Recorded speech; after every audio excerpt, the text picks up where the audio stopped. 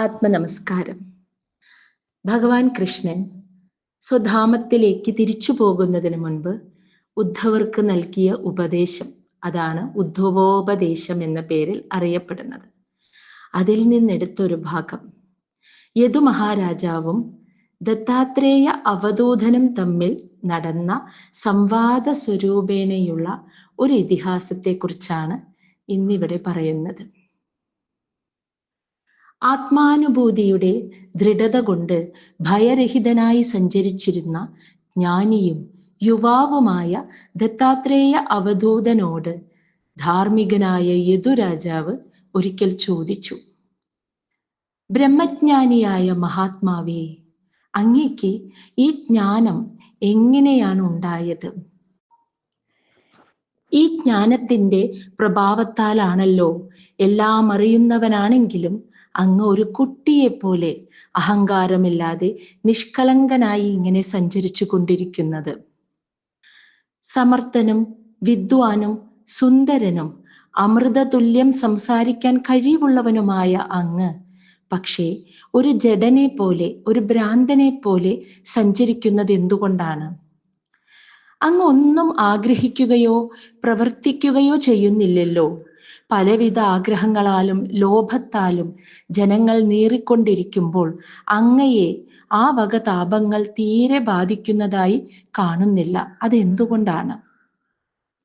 വിഷയങ്ങളെ ഒന്നും അനുഭവിക്കാതെ തന്നെ അങ്ങ് എത്രമാത്രം ആനന്ദത്തോടെയാണ് ഇവിടെ ജീവിക്കുന്നത്. അങ്ങേക്ക് ഈ ആനന്ദം കിട്ടുന്നത് എവിടെ നിന്നാണ് എന്നറിയാൻ എനിക്ക് അതിയായ ആഗ്രഹമുണ്ട്. ബ്രാഹ്മണ ഭക്തനും ബുദ്ധിമാനുമായ യദുവിന്റെ വിനയാന്വിതമായ ഈ ചോദ്യത്തിന് അവധൂതൻ മറുപടി പറഞ്ഞു. രാജാവേ, ഞാൻ അനേകം പേരെ ഗുരുനാഥന്മാരായി കാണുന്നു. അവരിൽ നിന്ന് ഗ്രഹിച്ച ജ്ഞാനം കൊണ്ടാണ് പ്രപഞ്ച ദുഃഖത്തിൽ നിന്ന് മുക്തനായി ഞാൻ സഞ്ചരിച്ചു കൊണ്ടിരിക്കുന്നത്.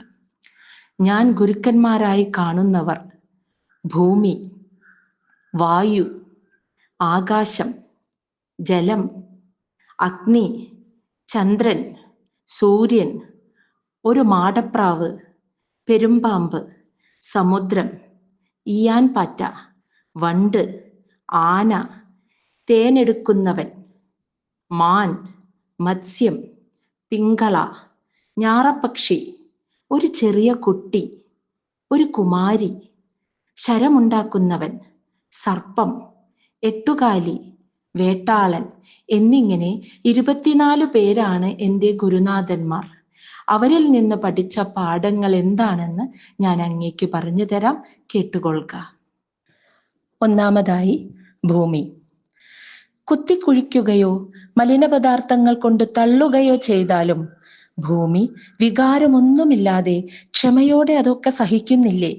അതുപോലെ പ്രാരാബ്ധത്തിൽപ്പെട്ട് ചിലർ നമ്മെ ദ്രോഹിക്കുകയാണെങ്കിൽ പോലും അതിന് പ്രതിക്രിയ ചെയ്യുകയോ മനസ്സ് ക്ഷോഭിക്കുകയോ ചെയ്യാതെ ക്ഷമയോടെ സഹിക്കണം എന്ന് ഒരു അറിവാണ് ഭൂമിയിൽ നിന്ന് ഞാൻ സ്വീകരിച്ചത്.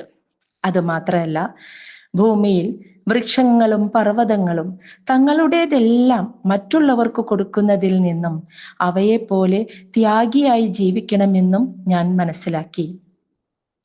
ഈ ശരീരത്തിനകത്തുള്ള പ്രാണവായുവിൽ നിന്ന് ശരീരം നിലനിൽക്കാൻ മാത്രം ആവശ്യമുള്ളതും ഇന്ദ്രിയങ്ങൾക്കും മനസ്സിനും ക്ഷോഭം തട്ടാത്ത വിധത്തിലുള്ളതും ജ്ഞാനത്തിന് നാശം വരാത്ത തരത്തിലുള്ളതുമായ അല്പാഹാരം മാത്രം കഴിച്ചാൽ മതി ഒരു സാധകൻ എന്ന കാര്യവും ഈ ഭൂമിയിൽ നിന്നും ഞാൻ പഠിച്ച പാഠമാണ്.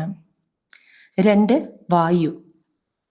ഒന്നിനോടും ബന്ധപ്പെടാതെ വായു സഞ്ചരിക്കുന്നത് പോലെ ഒരുവൻ ഒന്നിനോടും മമതയില്ലാതെ, അറ്റാച്ച്മെന്റ് ഇല്ലാതെ നിസ്സംഗനായി ജീവിക്കണമെന്ന് വായുവാകുന്ന ഗുരുവിൽ നിന്നും ഞാൻ മനസ്സിലാക്കി.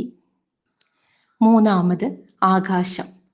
എല്ലാ വസ്തുക്കളുടെയും അകവും പുറവും നിറഞ്ഞിരിക്കുന്നുണ്ടെങ്കിലും അവ കൊണ്ട് ആകാശത്തിന് ഒരു മുറിവുണ്ടാക്കാൻ സാധ്യമല്ല. അതായത് ആകാശത്തെ വേർപിരിക്കാൻ സാധ്യമല്ല. അതുപോലെ ആത്മാവ് എല്ലാത്തിൻ്റെയും എല്ലാ ശരീരത്തിൻ്റെയും അകത്ത് ജീവാത്മാവായിട്ടും പുറത്ത് പരമാത്മ രൂപത്തിലും നിറഞ്ഞിരിക്കുന്നു എങ്കിലും ശരീരങ്ങളെ കൊണ്ട് ഒരിക്കലും ആത്മാവിനെ വേർതിരിക്കാൻ, പലതായി തിരിക്കാൻ സാധ്യമല്ല. ആത്മാവ് ഒന്നേയുള്ളൂ. അഖണ്ഡമായി തന്നെ വിളങ്ങിക്കൊണ്ടിരിക്കുന്നു ആത്മാവ് എന്നത് ആകാശത്തിൽ നിന്നും ഞാൻ പഠിച്ച പാഠമാണ്. നാലാമത്, ജലം. സ്വയം ശുദ്ധനായി, മറ്റുള്ളവരെ ശുദ്ധീകരിക്കാൻ കഴിവുള്ളവനായി, എല്ലാവർക്കും പ്രിയപ്പെട്ടവനായി ജീവിക്കണമെന്നാണ് ജലത്തിൽ നിന്നും ഞാൻ പഠിച്ച പാഠം. ജലം ഏറ്റവും ശുദ്ധമാണ്. അതിന് മറ്റുള്ളവയെ ശുദ്ധീകരിക്കാനുള്ള കഴിവുമുണ്ട്. അങ്ങനെ എല്ലാവർക്കും ഇഷ്ടപ്പെട്ടവനായി, പ്രിയപ്പെട്ടവനായി ജീവിക്കണം ഒരു സാധകൻ. ഇതാണ് ജലം എന്നെ പഠിപ്പിച്ചത്. 5, അഗ്നി. തപസ്സുകൊണ്ട് തേജസ്വിയായി സ്വയം പ്രകാശിച്ചും മറ്റുള്ളവർക്ക് പ്രകാശം നൽകിയും ജീവിക്കണമെന്ന് അഗ്നിയിൽ നിന്നും ഞാൻ പഠിച്ചു. കത്തുന്ന വിറകിന്റെ ആകൃതിയിലാണ് അഗ്നി നമുക്ക് പ്രകടമായി തീരുന്നത്. അതായത് ഒരു ചെറിയ വിറക് കഷ്ണമാണെങ്കിൽ ചെറിയ അഗ്നിയും, ഒരു തീപ്പൊട്ടിക്കള്ളിയാണെങ്കിൽ അതിനേക്കാൾ ചെറിയ നാളവും, ഒരു കാട്ടുതീയാണെങ്കിൽ ഏറ്റവും വലിയ തീയായും നമ്മൾ കാണുന്നു. അപ്പോൾ അഗ്നിക്ക് ഒരു ആകൃതി ഉണ്ടോ എന്ന് ചോദിച്ചാൽ ഇല്ല. എന്നാൽ അത് കത്തിപ്പടരുന്ന വിറകിന്റെ ആകൃതിയിലാണ് അഗ്നിയെ നമുക്ക് പ്രകടമാകുന്നത്. എന്നതുപോലെ സൃഷ്ടിക്കപ്പെട്ട ശരീരങ്ങളുടെ രൂപത്തിൽ ആത്മാവ് പ്രകാശിക്കുകയാണ് എന്ന് അഗ്നി എനിക്ക് പകർന്നു തന്ന അറിവാണ്. 6, ചന്ദ്രൻ. ക്ഷയവും വൃദ്ധിയും ചന്ദ്രനല്ല, ചന്ദ്രന്റെ കലകൾക്കാണ്. അതുപോലെ ആത്മാവിരിക്കുന്ന ശരീരത്തിന്, മനസ്സിന്, ബുദ്ധി, ഇന്ദ്രിയങ്ങൾ ഇവയ്ക്കാണ് ഉൽപ്പത്തിയും നാശവും, ആത്മാവിനല്ല എന്ന് ചന്ദ്രനാകുന്ന ഗുരുവിൽ നിന്ന് ഞാൻ പഠിച്ചു. അതായത് വളർച്ചയും നാശവും ചന്ദ്രനല്ല, ചന്ദ്രന്റെ കലകൾക്കാണ് സംഭവിക്കുന്നത്. അതുപോലെ ശരീരത്തിനും മനസ്സിനും ബുദ്ധിക്കും ഇന്ദ്രിയങ്ങൾക്കുമാണ് ജനനവും മരണവും ഉണ്ടാകുന്നത്, ആത്മാവിനല്ല എന്ന് ചന്ദ്രനാകുന്ന ഗുരുവിൽ നിന്നും പഠിച്ചു. 7, സൂര്യൻ.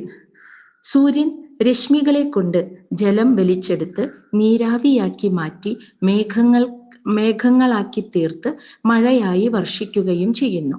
എന്നാൽ അതിൽ അഭിമാനിക്കാതിരിക്കുകയും ചെയ്യുന്നു. അതുപോലെ ഒരുവൻ ഈ പ്രപഞ്ചത്തിൽ നിന്ന് പലവിധ അറിവുകൾ സ്വീകരിക്കുകയും അർഹതപ്പെട്ടവർക്ക് അത് ഉപദേശിച്ചു കൊടുക്കുകയും വേണം. എന്നാൽ താൻ സ്വീകരിക്കുന്നതായോ ഉപദേശിക്കുന്നതായോ അഭിമാനിക്കാതെ ജീവിക്കുകയും വേണമെന്ന് സൂര്യനിൽ നിന്നും ഞാൻ മനസ്സിലാക്കി. 8, മാടപ്രാവ്. ആരോടും അധികം സ്നേഹവും ബന്ധവും വെച്ചു പുലർത്തരുതെന്നും അവ ദുഃഖ കാരണങ്ങളായി തീരുമെന്നും മാടപ്രാവിൽ നിന്നും ഞാൻ പഠിച്ചു. അതൊരു കഥയാണ്. ഒരു കാട്ടിൽ ഒരു മാടപ്രാവ് കൂടുകൂട്ടി പെൺപ്രാവിനോട് കൂടി താമസിച്ചിരുന്നു. 2 പ്രാവുകളും ജീവന് തുല്യം പരസ്പരം സ്നേഹിച്ചു. ക്രമേണ പെൺപ്രാവ് ഗർഭിണിയായി തീരുകയും യഥാകാലം മുട്ടയിടുകയും അവ വിരിഞ്ഞ് ഭംഗിയുള്ള പ്രാവിൻ കുഞ്ഞുങ്ങൾ ഉണ്ടാവുകയും ചെയ്തു. അമ്മയുടെയും അച്ഛന്റെയും ലാളന അനുഭവിച്ചുകൊണ്ട് കുഞ്ഞുങ്ങൾ മെല്ലെ മെല്ലെ വളർന്നു വരാൻ തുടങ്ങി. പ്രാവിൻ ദമ്പതികൾ കുഞ്ഞുങ്ങളെ പ്രാണന തുല്യം സ്നേഹിച്ചു. ഒരു ദിവസം 2 പ്രാവുകളും ആഹാര സമ്പാദനത്തിനായി ദൂരേക്ക് പോയിരിക്കുമ്പോൾ ഒരു വേടൻ വന്ന് വല വീശി ചിറകുമുളയ്ക്കാത്ത പ്രാവിൻ കുഞ്ഞുങ്ങളെ വലയിൽ വീഴ്ത്തി. അല്പസമയത്തിന് ശേഷം ആഹാരവുമായി പറന്നു വന്ന പെൺപ്രാവ് കുഞ്ഞുങ്ങൾ വലയിൽ വീണു പിടയ്ക്കുന്ന ദയനീയമായ കാഴ്ചയാണ് കണ്ടത്. വ്യസനം സഹിക്കാൻ കഴിയാതെ ആ പ്രാവ് കുഞ്ഞുങ്ങളോടുകൂടി മരിക്കാൻ തയ്യാറായി വലയിലേക്ക് ചാടി. ജീവന് തുല്യം സ്നേഹിക്കുന്ന ഭാര്യയും ജീവനേക്കാൾ പ്രിയപ്പെട്ട കുഞ്ഞുങ്ങളും വലയിൽ വീണ് പിടയ്ക്കുന്ന ഹൃദയം തകരുന്ന കാഴ്ച കണ്ടുകൊണ്ട് പറന്നു വന്ന ആൺപ്രാവ്, ഭാര്യയും കുഞ്ഞുങ്ങളും നഷ്ടപ്പെട്ട ഞാൻ ദുഃഖിക്കുവാൻ മാത്രമായി ഇനി എന്തിനു ജീവിക്കുന്നു എന്ന് വിചാരിച്ച് ചിറകിട്ടടിച്ച് കരഞ്ഞുകൊണ്ട് ആ വലയിലേക്ക് പറന്നു ചെന്ന് വീണു. ക്രൂരനായ വേടന് സന്തോഷമായി. അവൻ 2 പ്രാവുകളുടെയും കുഞ്ഞുങ്ങളെയും കൊണ്ട് ഗൃഹത്തിലേക്ക് പോവുകയും ചെയ്തു. ഭാര്യയിലും കുഞ്ഞുങ്ങളിലും ആസക്തനായി മനസ്സിനെ നിയന്ത്രിക്കാൻ കഴിയാതെ ജീവിക്കുന്ന ഗൃഹസ്ഥൻ ഈ പ്രാവിനെ പോലെ ദുഃഖിക്കേണ്ടി വരുമെന്ന് തീർച്ചയാണ്. മോക്ഷപ്രാപ്തിക്ക് ഉപയോഗിക്കാൻ പറ്റിയ മനുഷ്യ ശരീരം കിട്ടിയിട്ട് മാടപ്രാവിനെ പോലെ കുടുംബജീവിതത്തിൽ മുഴുകിക്കഴിയുന്നത് വളരെ വലിയ നഷ്ടമാണ് എന്ന് മാടപ്രാവിൽ നിന്നും ഞാൻ പഠിച്ച പാഠമാണ്. 9, പെരുമ്പാമ്പ്. പൂർവകർമ്മഫലമായ ദുഃഖം പ്രയത്നം കൂടാതെ നമ്മളിലേക്ക് വന്നു ചേരുന്നത് പോലെ പൂർവകർമ്മഫലമായ പുണ്യങ്ങളും സുഖങ്ങളും അർഹതപ്പെട്ട സുഖവും ഒരു പ്രയത്നവും കൂടാതെ നമ്മളിലേക്ക് വന്നു ചേരും. അതായത് പ്രാരാബ്ധമനുസരിച്ച് നമുക്ക് കിട്ടുന്ന ഭക്ഷണം സ്വാദുള്ളതോ സ്വാദില്ലാത്തതോ അധികമോ കുറച്ചോ ആയാലും അതുകൊണ്ട് തൃപ്തിപ്പെട്ട് ഇന്ദ്രിയങ്ങളെയും മനസ്സിനെയും പ്രവർത്തിപ്പിക്കുകയോ ഉറങ്ങുകയോ ചെയ്യാതെ ഞാൻ ഇങ്ങനെ അനേക ദിവസം കിടക്കാറുണ്ട് എന്ന് ദത്താത്രേയ മഹർഷി പറയുകയാണ്. അതായത് പ്രാരാബ്ധമനുസരിച്ച് എനിക്ക് കിട്ടേണ്ടത് എന്നിലേക്ക് വന്നു ചേരുക തന്നെ ചെയ്യും. അത് സുഖമാണെങ്കിലും ദുഃഖമാണെങ്കിലും ഭക്ഷണമാണെങ്കിലും മറ്റെന്ത് തന്നെയാണെങ്കിലും എന്നിലേക്ക് വരേണ്ടത് എന്നിലേക്ക് വരിക തന്നെ ചെയ്യും എന്നു മനസ്സിലാക്കി ജീവിക്കുകയാണ് ഞാൻ ചെയ്യുന്നത്. യാതൊന്നും പ്രവർത്തിക്കാതെ യാദൃശികമായി വന്നു ചേരുന്ന ഭക്ഷണം കൊണ്ട് സന്തോഷിച്ചു കഴിയുന്ന ഒരു പെരുമ്പാമ്പ് പ്രവർത്തിക്കുകയല്ല നിവർത്തിക്കുകയാണ് വേണ്ടത് എന്ന പാഠം എന്നെ പഠിപ്പിച്ചു. 10. സമുദ്രത്തെ പോലെ അഗാധനും നിർമ്മലനും അക്ഷോഭ്യനുമായി ജീവിക്കണമെന്നും വർഷക്കാലത്ത് പല നദികളിലെ വെള്ളം വന്നു ചേരുമ്പോൾ കരകവിഞ്ഞൊഴുകുകയോ വേനൽക്കാലത്ത് വെള്ളം വരാത്തപ്പോൾ വറ്റിപ്പോവുകയോ ചെയ്യാത്ത ഒരു സമുദ്രത്തെ പോലെ നമ്മളിലേക്ക് നേട്ടങ്ങളും വിജയങ്ങളും വരുമ്പോൾ കൂടുതലായി സന്തോഷിക്കുകയോ അത് വരാത്തപ്പോൾ ദുഃഖിക്കുകയോ ചെയ്യാതെ കഴിയണമെന്ന് സമുദ്രമാകുന്ന ഗുരുവിൽ നിന്നും ഞാൻ പഠിച്ചു. 11. ഇയാൻ പാറ്റ. പുരുഷനെ പ്രപഞ്ചത്തിലേക്ക് ആകർഷിക്കാനുള്ള മായയാണ് സ്ത്രീ. സ്ത്രീയുടെ പുഞ്ചിരിയിലും കടാക്ഷത്തിലും മയങ്ങുകയാണെങ്കിൽ ശരീരബോധം വളർന്ന് സംസാരമാകുന്ന കാട്ടുതീയിൽപ്പെട്ട് അത് നശിക്കാൻ ഇടയായിത്തീരും. ശരീരമാണ് താൻ എന്ന തോന്നലിനെ ദൃഢപ്പെടുത്തുന്നവയാണ് സ്ത്രീകള്, സ്വർണരത്നങ്ങൾ, ആഭരണങ്ങൾ, പട്ടുവസ്ത്രങ്ങൾ, പണം മുതലായവയിലുള്ള അഭിരുചി. അവകളിൽ ആസക്തനായാൽ ഇയാൻപാറ്റ തീയിൽപ്പെട്ടിട്ടെന്ന പോലെ നശിക്കാൻ കാരണമായി തീരും. അങ്ങനെ നശിക്കരുത് എന്ന് അഗ്നിയെ ഒരു ഭക്ഷണ വസ്തുവായി കണ്ട് അതിൽ ചെന്ന് വീണ് ദഹിക്കുന്ന ഇയാൻപാറ്റയിൽ നിന്നും ഞാൻ പഠിച്ച പാഠമാണ്. 12. മധുകൃത്. മധുകൃത് എന്നാൽ വണ്ടുകളും തേനീച്ചകളുമാണ്. അതായത് എല്ലാ ശാസ്ത്രങ്ങളിൽ നിന്നും പുരാണങ്ങളിൽ നിന്നും അവയുടെ സാരം മാത്രമേ ഗ്രഹിക്കേണ്ടതുള്ളൂ എന്ന് പല പല പുഷ്പങ്ങളിൽ നിന്നുമായി തേനെടുത്ത് ഉപജീവിക്കുന്ന വണ്ടിൽ നിന്നും പഠിച്ച പാഠമാണ്. അതായത് വണ്ടുകള് പുഷ്പങ്ങളുടെ വൈവിധ്യങ്ങളിലും അതിൻ്റെ ഇതളുകളിലുമല്ല ശ്രദ്ധിക്കുന്നത്. അതിൻ്റെ വലുപ്പം, നിറം, ഇതളുകൾ ഇതിലൊന്നും ശ്രദ്ധിക്കുന്നില്ല. അവർ അതിൻ്റെ ഉള്ളിലെ സത്തയായ തേൻ മാത്രമേ സ്വീകരിക്കുന്നുള്ളൂ എന്ന് പറഞ്ഞതുപോലെ പുരാണങ്ങളാണെങ്കിലും ശാസ്ത്രമാണെങ്കിലും അതിൻ്റെ സാരം, അതിൻ്റെ വൈവിധ്യങ്ങളെ ശ്രദ്ധിക്കേണ്ടതില്ല, അതിൻ്റെ സാരത്തെ മാത്രമേ സ്വീകരിക്കേണ്ടതുള്ളൂ എന്ന പാഠം വണ്ടിൽ നിന്നും പഠിച്ചു. പിന്നെ തേനീച്ചകളെ കൊന്നിട്ടാണ് നാം തേൻ ശേഖരിക്കാറുള്ളത്. തേൻ കരുതി വെക്കുന്നത് കൊണ്ടാണ് തേനീച്ചകൾക്ക് ഈ നാശം സംഭവിക്കുന്നത്. ആയതിനാൽ ഒന്നും കരുതി വെക്കരുത് എന്നും ഭിക്ഷാന്നം പോലും നമ്മൾ കയ്യിൽ വാങ്ങി എത്രയും പെട്ടെന്ന് ഭക്ഷിക്കുക എന്ന പാഠം തേനീച്ചകളിൽ നിന്ന് പഠിച്ചു. പല അച്ഛനമ്മമാരും മക്കൾക്കൊക്കെ വേണ്ടിയും ഒരുപാട് പണം സമ്പാദിക്കാനായിട്ട് കഷ്ടപ്പെടുന്നതായിട്ട് കാണാം. ഒരുപാട് സമ്പാദിച്ചു വെക്കുക എന്നതാണ് അവർ ലക്ഷ്യമായിട്ട് കരുതുന്നത്. എന്നിട്ട് അവർക്ക് ഇതൊന്നും അനുഭവിക്കാൻ കഴിയാതെ തേനീച്ചകളെ പോലെ നശിച്ചു പോവുകയാണ് ചെയ്യുന്നത്. ഈ ഉണ്ടാക്കിയതൊന്നും അവർക്ക് അനുഭവിക്കാൻ കഴിയുന്നില്ല.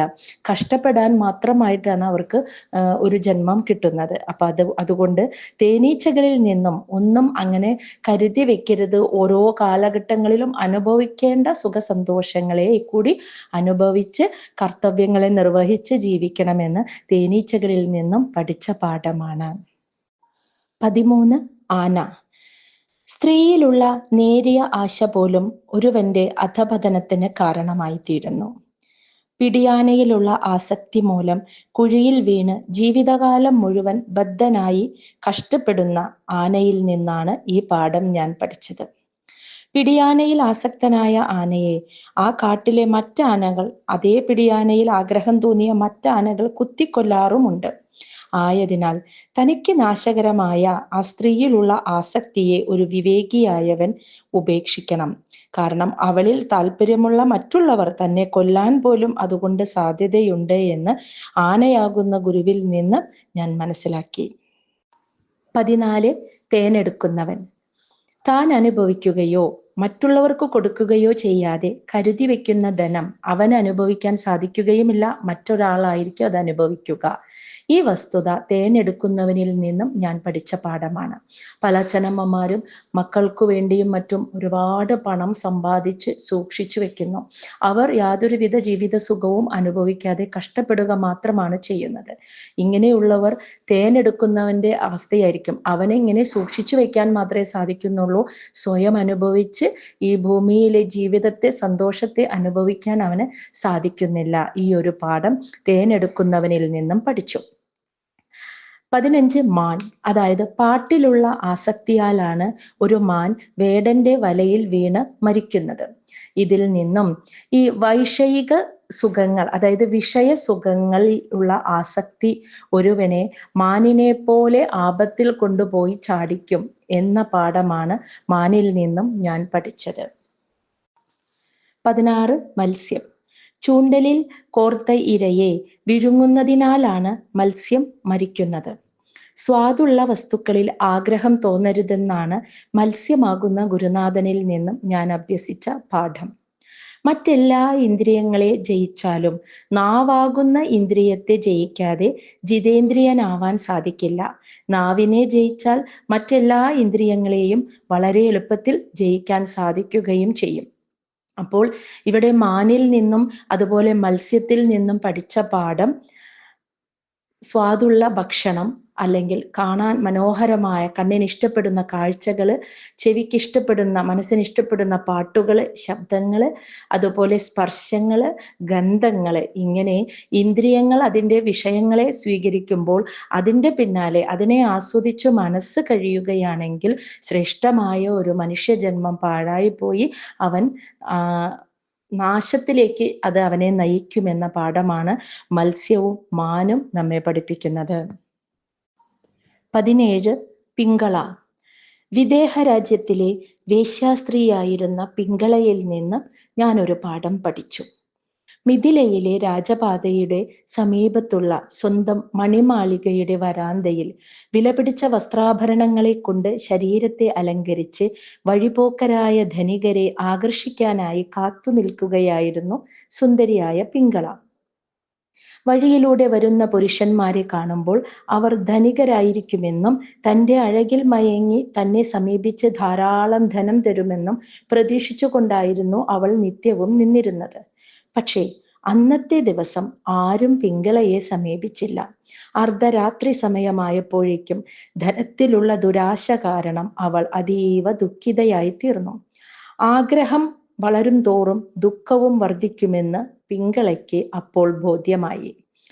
അങ്ങനെ ഈശ്വരാനുഗ്രഹത്താൽ വൈരാഗ്യവും ഉണ്ടായി. വൈരാഗ്യം വന്നതോടെ ശാശ്വതമായ സുഖത്തിന് കാരണമായ ജ്ഞാനം അവളിൽ പ്രകാശിച്ചു.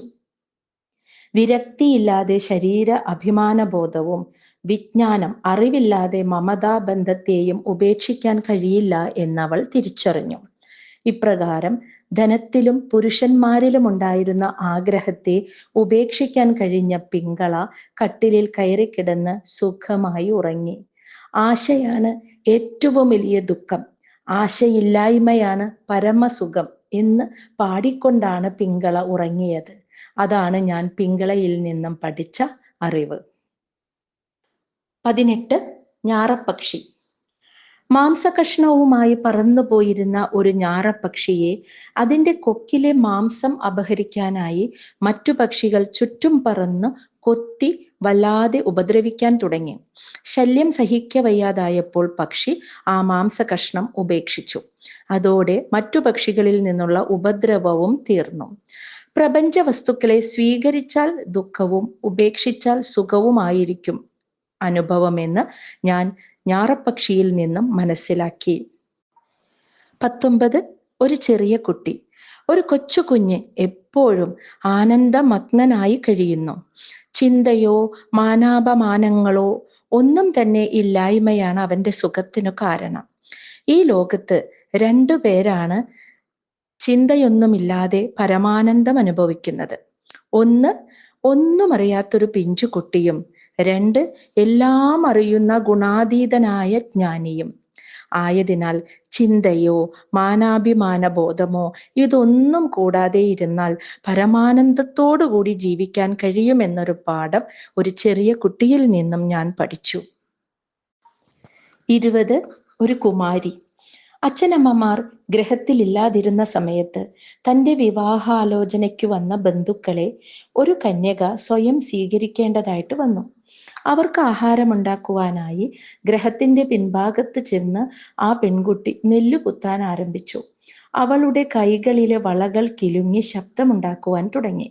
വളകിലുക്കം കേൾക്കുന്ന ബന്ധുക്കൾ താൻ നെല്ലുകുത്തുകയാണെന്ന് ധരിക്കുമെന്ന് വിചാരിച്ച് ലജ്ജയോടെ ആ കന്യക ഓരോ കൈകളിലും 2 വളകൾ ഒഴികെ മറ്റുള്ളവയെല്ലാം ഊരിവെച്ചു.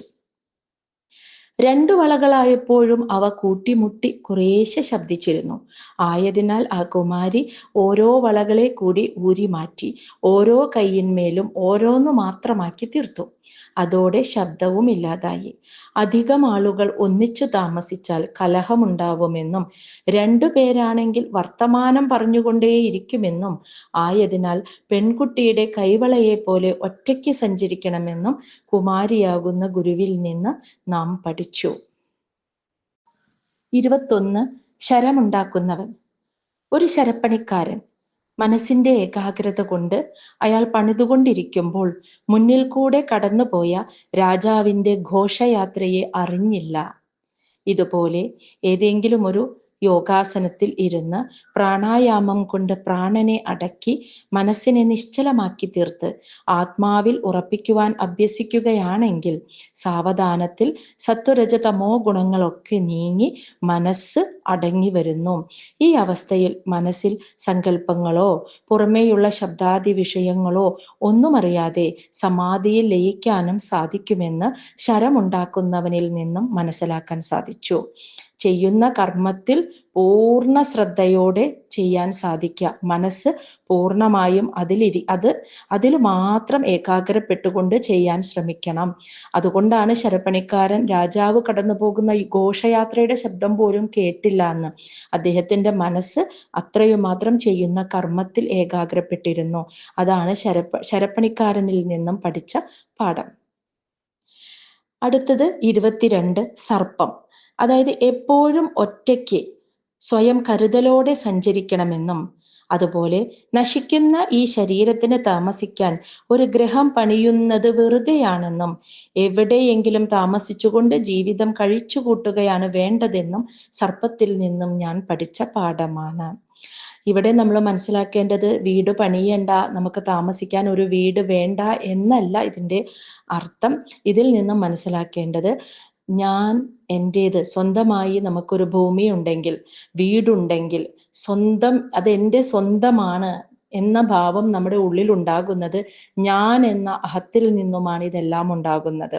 ആ അറ്റാച്ച്മെന്റ്, ഇത് എൻ്റെയാണ്, എൻ്റെ വീടാണ്, അല്ലെങ്കിൽ എൻ്റെ മണ്ണാണ്, എൻ്റെ ഭൂമിയാണ്, എൻ്റെ കുടുംബമാണ് എന്നിങ്ങനെയുള്ള മമതാബോധം അത് ഒരു നമ്മുടെ മനുഷ്യന്റെ ആ ജന്മലക്ഷ്യത്തിൽ നിന്ന് നമ്മളെ പിൻവലിക്കുന്നു. അതുകൊണ്ട് ആസക്തിയില്ലാതെ എൻ്റെ സ്വന്തമാണ് എന്ന ഭാവമില്ലാതെ ജീവിക്കാൻ സർപ്പത്തെ പോലെ ആവുകയാണ് നല്ലത്. സർപ്പത്തിന് സ്വന്തമായി വീടില്ല. അത് എവിടെയെങ്കിലും ഒരു മാളത്തിൽ തൽക്കാലത്തേക്ക് ഒരു രാത്രി കഴിച്ചു കൂട്ടുക മാത്രമാണ് ചെയ്യുന്നത്. സ്ഥിരമായി എവിടെയും വസിക്കുന്നില്ല. അപ്പോൾ സർപ്പത്തിൽ നിന്നും പഠിച്ച പാഠം അറ്റാച്ച്മെന്റ് ഇല്ലാതെ ഇരിക്കാൻ, എൻ്റെ സ്വന്തം എന്ന ഭാവമില്ലാതെ ഇരിക്കാൻ, അങ്ങനെ സ്വന്തമായി ഒന്നും ഇല്ലാതിരിക്കുന്നതാണ് നല്ലത്. അപ്പോൾ എന്തെങ്കിലും നഷ്ടപ്പെട്ടിട്ടുണ്ടെങ്കിൽ പോലും അത് നമ്മുടെ മമതകളെ ഇല്ലാതാക്കാൻ വേണ്ടിയാണ് സംഭവിച്ചതെന്ന് തിരിച്ചറിഞ്ഞുകൊണ്ട് സമാധാനത്തോടു കൂടി ജീവിക്കണമെന്നാണ് ഇതിൽ നിന്നും മനസ്സിലാക്കേണ്ടത്. ഇനി 23. എട്ടുകാലി. എട്ടുകാലി തന്നിൽ നിന്ന് നൂലിനെ പുറമേക്ക് വരുത്തുകയും തന്നിലേക്ക് തന്നെ വലിക്കുകയും ചെയ്യുന്നത് പോലെ സൃഷ്ടിയുടെ ആരംഭത്തിൽ ആ പരമാത്മാവായ ഭഗവാൻ സത്വരജതമോ ഗുണങ്ങളോട് കൂടിയ മായയെ തന്നിൽ നിന്ന് വികസിപ്പിച്ച് അങ്ങനെ പ്രപഞ്ചത്തെ സൃഷ്ടിക്കുന്നു. പിന്നീട് പ്രളയത്തിൽ ഈ ജഗത്തിനെയും മായയെയും തന്നിലേക്ക് തന്നെ ലയിപ്പിച്ച് ഏകനായി വിളങ്ങുകയും ചെയ്യുന്നു. ഇതാണ് എട്ടുകാലിയിൽ നിന്നും ഞാൻ പഠിച്ച പാഠം. 24 വേട്ടാളൻ. വേട്ടാളൻ കൂട്ടിൽ കൊണ്ടുവച്ച പുഴു ഭയത്തോടുകൂടി എപ്പോഴും വേട്ടാളനെ തന്നെ ചിന്തിച്ചിരിക്കുന്നതിനാൽ കുറച്ചു ദിവസങ്ങൾക്കുള്ളിൽ അത് വേട്ടാളനായി മാറുന്നു. ഇപ്രകാരം നിരന്തരമായി നാം എന്തിനെക്കുറിച്ചാണോ ചിന്തിക്കുന്നത് നമ്മൾ അതായി മാറും എന്നാണ് ഇവിടെ മനസ്സിലാക്കേണ്ടത്. ഭഗവാനെ കുറിച്ച് നിരന്തരമായി ചിന്തിച്ചുകൊണ്ട് ഒരു ജീവന് പരമാത്മ തത്വമായി തീരാൻ കഴിയുമെന്ന് വേട്ടാളനിൽ നിന്നും ഞാൻ പഠിച്ച പാഠമാണ്. അത് എന്തിനെ കുറിച്ചാണോ? ഭൗതിക വിഷയങ്ങളുമായി ബന്ധപ്പെട്ട കാര്യങ്ങളാണെങ്കിൽ അതായി മാറുന്നു. ഭഗവാനെ കുറിച്ചാണ് ചിന്തിക്കുന്നതെങ്കിൽ ഭഗവാനായി മാറുകയും ചെയ്യുന്നു. ഈ പാഠമാണ് ഞാൻ വേട്ടാളനിൽ നിന്ന് പഠിച്ചത്. ഇവയ്ക്കെല്ലാം പുറമേ ശരീരം എൻ്റെ ഗുരുവാണ്. അനുനിമിഷം ക്ഷയിക്കുകയും സകലവിധ രോഗങ്ങളുടെയും ഉറവിടവുമാണ് ശരീരമെന്ന് മനസ്സിലാക്കി ശരീരാഭിമാനത്തെ അകറ്റണമെന്നാണ് ഈ ദേഹം എന്നെ ഉപദേശിക്കുന്നത്. ഭാര്യ, പുത്രൻ, ധനം, ഭൃത്യന്മാർ മുതലായവയെ നാം സംരക്ഷിക്കുന്നത് അത് നമ്മുടെ സ്വന്തമാണ് എന്ന ചിന്തയിൽ നിന്നാണ്. എന്നിട്ട് അവസാനം ഈ ശരീരബോധമൊക്കെ അവിടെ ഇട്ട് എല്ലാറ്റിനെയും ഉപേക്ഷിച്ചിട്ട് അനേകം ഭാവി ജന്മങ്ങളിലേക്കുള്ള കർമ്മവാസനകളോടെ നമ്മൾ മരിച്ചു പോകുന്നു. സൃഷ്ടിയുടെ ആരംഭത്തിൽ ഈ മായാശക്തി കൊണ്ട് വൃക്ഷങ്ങൾ, ഇഴജന്തുക്കൾ, നാൽക്കാലികൾ, പക്ഷികൾ, ഈച്ചകൾ, മത്സ്യങ്ങൾ എന്നിങ്ങനെ പലവിധ ശരീരങ്ങളെ നിർമ്മിച്ചിട്ടും തൃപ്തി വരാതെ അവസാനം ബ്രഹ്മസാക്ഷാത്കാരത്തിനുതകുന്ന മനുഷ്യ ശരീരത്തെ സൃഷ്ടിച്ചപ്പോഴാണ് ബ്രഹ്മദേവന് പൂർണ്ണ സംതൃപ്തി തോന്നിയത്. ആയതിനാൽ മനുഷ്യ ശരീരമാണ് സർവശ്രേഷ്ഠം. അനേകം ജന്മങ്ങളുടെ അവസാനത്തിൽ കിട്ടിയതും ജന്മസാഫല്യത്തെ പ്രാപിക്കാൻ പറ്റിയതുമായ മനുഷ്യ ശരീരത്തെ മോക്ഷപ്രാപ്തിക്ക് വേണ്ടിയാണ് ഉപയോഗിക്കേണ്ടത് എന്ന് ഈ ശരീരം എന്നെ പഠിപ്പിച്ചു. ഇപ്രകാരം 24 ഗുരുനാഥന്മാരിൽ നിന്നും സ്വന്തം ശരീരത്തിൽ നിന്നും വിജ്ഞാനത്തെയും വൈരാഗ്യത്തെയും ഗ്രഹിച്ച ഞാൻ നിസ്സംഗനായി അഹങ്കാരമില്ലാത്തവനായി ഇങ്ങനെ സഞ്ചരിച്ചു കൊണ്ടിരിക്കുകയാണ്. ഇങ്ങനെ ഭഗവാൻ ഉദ്ധവരോട് പറഞ്ഞു. ഇപ്രകാരം യദുവിന്റെ ചോദ്യത്തിന് അവധൂതനായ ദത്താത്രേയൻ മറുപടി പറഞ്ഞ് യദു മഹാരാജാവ് വിനീതനായി അദ്ദേഹത്തെ നമസ്കരിച്ചു. യദുവിനോട് യാത്ര പറഞ്ഞ് ആ അവധൂത മഹാത്മാവ് വന്ന വഴിയെ പോയി.